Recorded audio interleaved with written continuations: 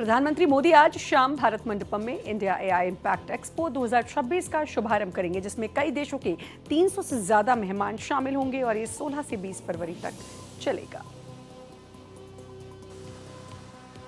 प्रधानमंत्री नरेंद्र मोदी आज शाम 5 बजे नई दिल्ली के भारत मंडपम में इंडिया एआई इम्पैक्ट एक्सपो 2026 का उद्घाटन करेंगे। इंडिया एआई इम्पैक्ट एक्सपो 2026 का आयोजन आज से 20 फरवरी तक भारत मंडपम में इंडिया एआई इम्पैक्ट समिट के साथ किया जाएगा।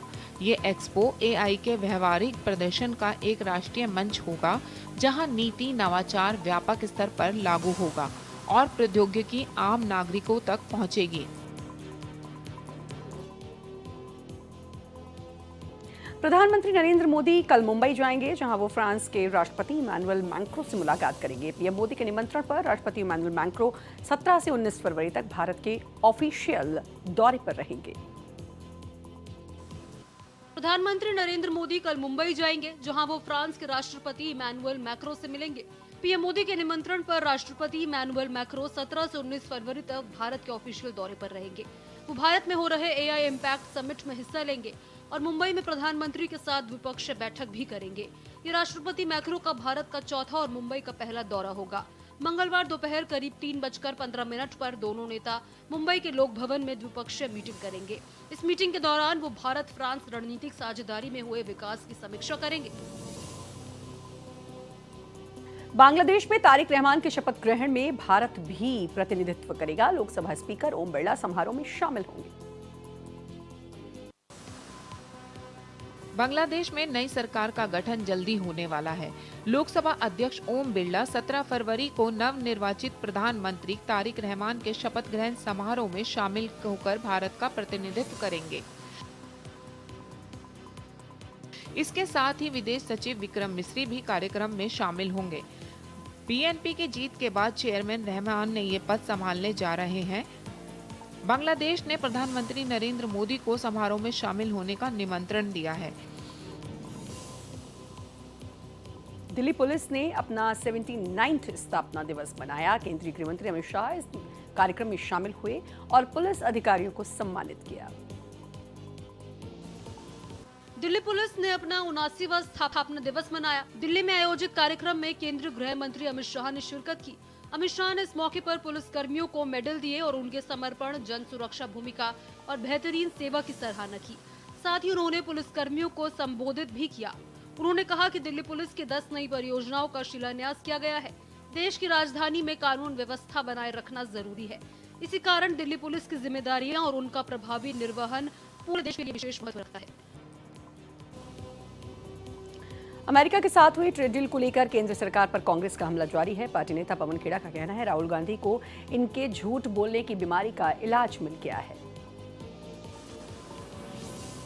भारत अमेरिका के ट्रेड डील को लेकर कांग्रेस नेता पवन खेड़ा ने तंज किया है। उन्होंने कहा है कि सवाल बड़े स्पष्ट हैं। अमेरिका ने बांग्लादेश को सीधे तौर पर अपनी डील में कह दिया है कि अगर बांग्लादेश अमेरिका से कपास लेगा तो उसे 0% टैरिफ देना होगा और अगर भारत से लेगा तो बहुत ज्यादा टैरिफ देना होगा। खेड़ा ने दावा किया है कि बांग्लादेश ने पहले ही घोषणा कर दी है कि अब वह भारत से कपास नहीं लेगा। यही बात अमेरिका ने पीयूष गोयल से भी कही है। महाराष्ट्र के मालेगांव में डिप्टी मेयर के कार्यकाल में टीपू सुल्तान की तस्वीर लगाए जाने के बाद विवाद खड़ा हो गया। हिंदू संगठनों और शिवसेना विरोध के बाद तस्वीर हटा दी गई। महाराष्ट्र के मालेगांव महापालिका में टीपू सुल्तान की फोटो को लेकर बवाल मचा हुआ है। तमाम हिंदू संगठनों के साथ साथ शिवसेना ने भी इसको लेकर अपना विरोध जाहिर किया है। शिवसेना यूबीटी ने अपने मुखपत्र सामना टीपू सुल्तान के विवाद पर बीजेपी पर निशाना साधा है। इसमें कहा गया है कि औरंगजेब और अफजल खान की तरह अब टीपू सुल्तान को कब्र से वापस जिंदा किया जा रहा है। सामना में लिखा गया है कि औरंगजेब और अफजल खान की तरह मैसूर का टीपू सुल्तान एक बार फिर कब्र से बाहर आ गया है।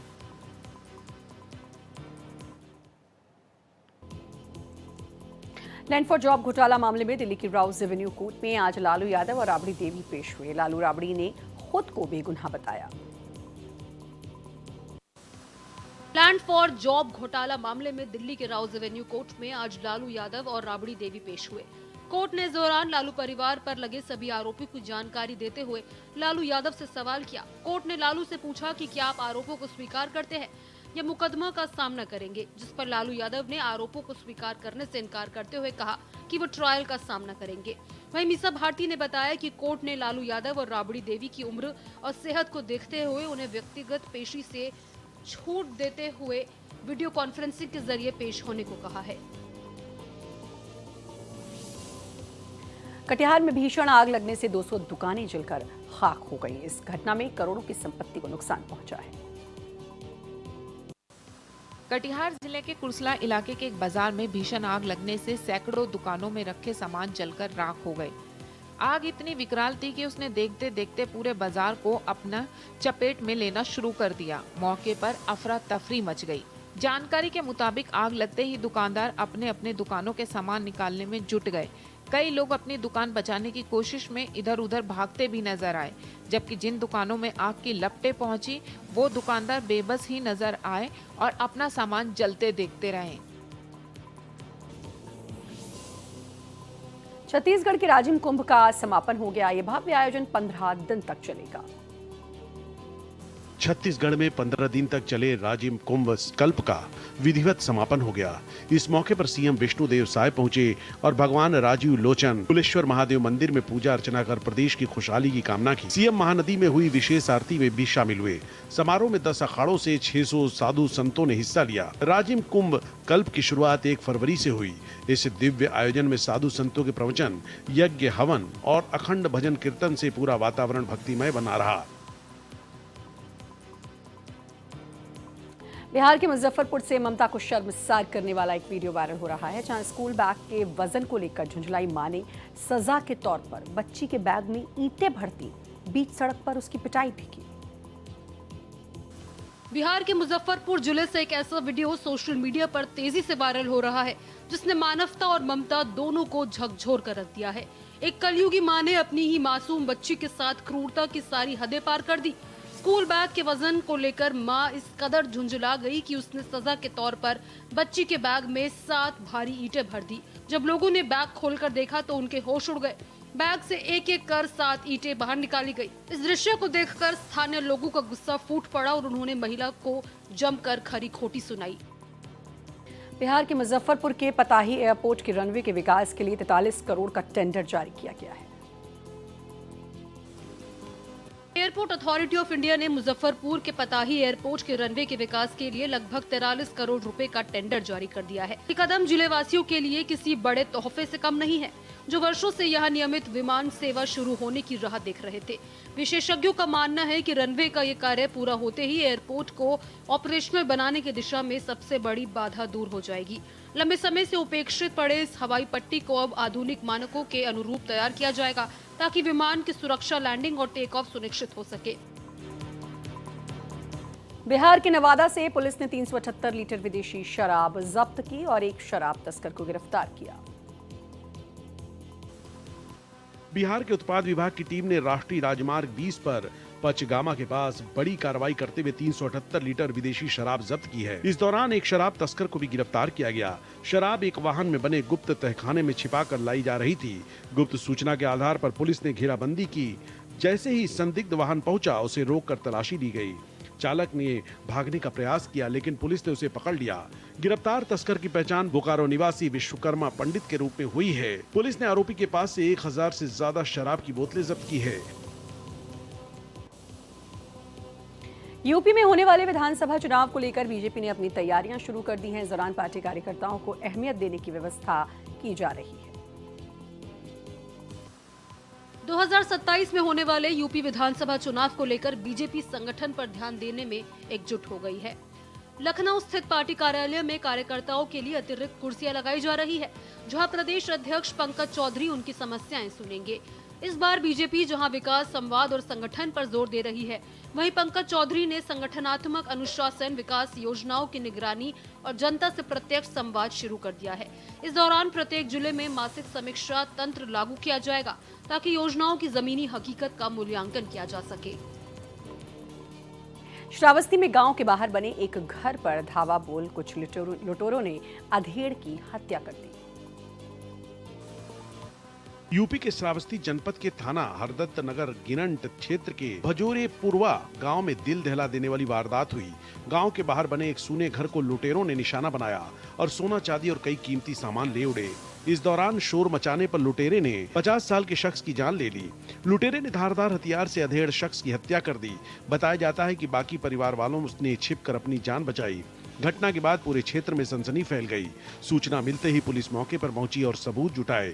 पुलिस ने बताया कि घटना के खुलासे के लिए विशेष टीमों का गठन कर दिया गया है और जल्द ही इस वारदात का खुलासा किया जाएगा। यूपी के ग्रेटर नोएडा में एक 3 साल के बच्चे की गड्ढे में डूबने से मौत हो गई। उत्तर प्रदेश में ग्रेटर नोएडा के दनकोर थाना क्षेत्र के दलेलगढ़ गांव में शनिवार को दर्दनाक हादसा हो गया।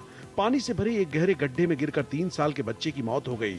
जानकारी के मुताबिक कुछ दिन पहले ही बुलंदशहर के सिकंदराबाद से महिला बेटे देवांश के साथ मायके आई थी।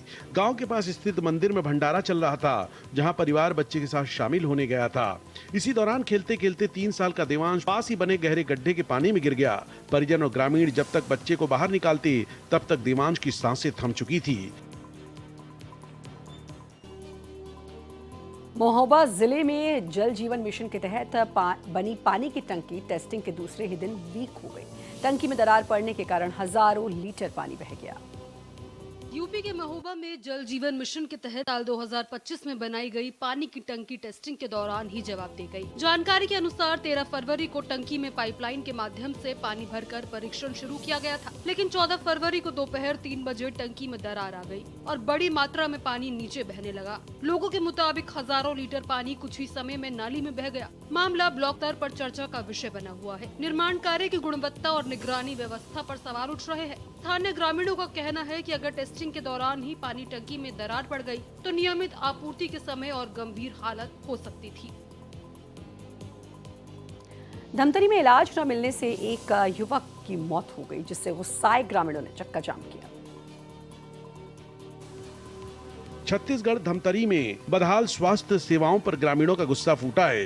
ग्रामीणों का आरोप है कि सड़क दुर्घटना में घायल एक युवक को सही समय पर इलाज नहीं मिला और उसकी मौत हो गई। सड़क दुर्घटना में घायल युवक को बुराई सिविल अस्पताल ले जाया गया, लेकिन वहां ना डॉक्टर थे न ही कोई मेडिकल स्टाफ। गुस्साए ग्रामीणों ने घटुला मार्ग स्टेट हाईवे को जाम कर दिया और अस्पताल के बाहर भी धरना दिया। मौके पर पुलिस ने पहुंचकर लोगों को समझाया। मृतक युवक अनिल विश्वकर्मा खिलौली का रहने वाला था।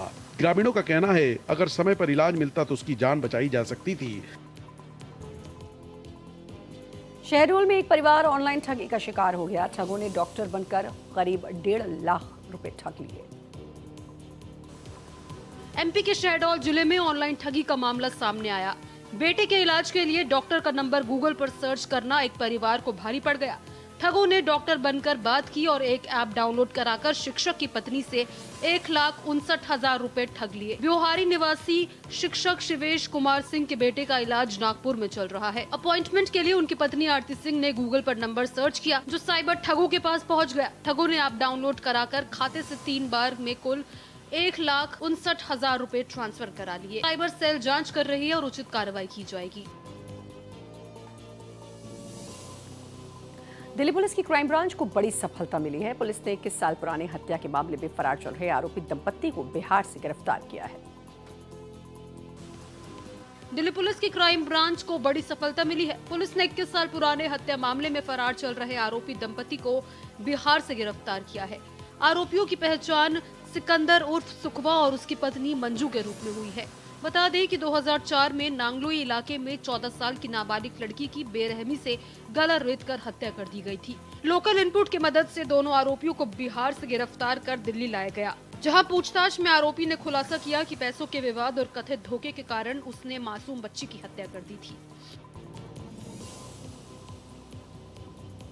भारत ने कोलंबो में पाकिस्तान को 61 रनों से हराकर टी20 वर्ल्ड कप में अपनी 8वीं जीत दर्ज की।